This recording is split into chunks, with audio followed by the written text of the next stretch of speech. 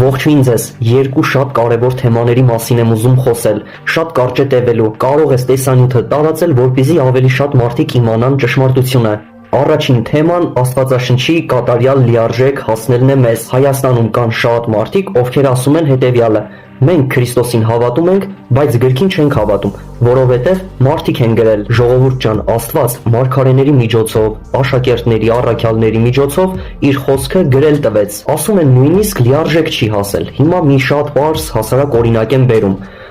Աստված ամենակարող Աստվածն է։ Հիմա սենց օրինակս ձևակերպեմ։ Եթե իմ երեխան սոված է ու ես ունեմ այսքան մեծ հաց ու ես փոքրն եմ տալի,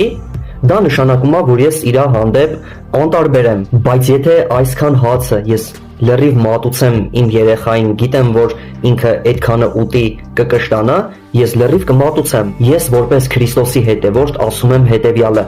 Աստված ամենակարող Աստվածն է ու չէր կարա իր սիրելի զավակների համար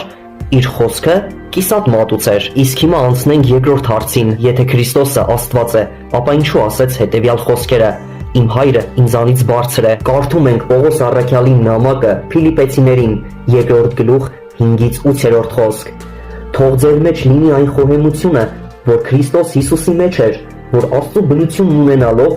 Աստծուն հավասար լինելը հափշտակություն չհամարեց, այլ ինքն իրեն ունայնացրեց եւ ծառայի կերպարանք առնելով, մարդկանց նման լինելով ու կերպարանքով մարդու պես հայտնվելով, ինքն իրեն խոնարհեցրեց ու հնազանդ եղավ մինչև մահ, այն էլ խաչի մահ։ Իսկ հիմա կարդում ենք Հովհաննես 17-րդ գլուխ 5-րդ խոսքը. Իսկ հիմա, Հայր, դու ինձ փառավորիր քո ունեցած այն փառքով, որ ունեի քեզ մոտ նախքան աշխարհի ստեղծումը։ Այս խոսքերից հասկացանք, որ Հիսուսը կատարյալ Աստված է եւ հավասար է Հայր Աստծուն։ Այսքանը լավ եղեք, Հիսուս Քրիստոսով եղեք։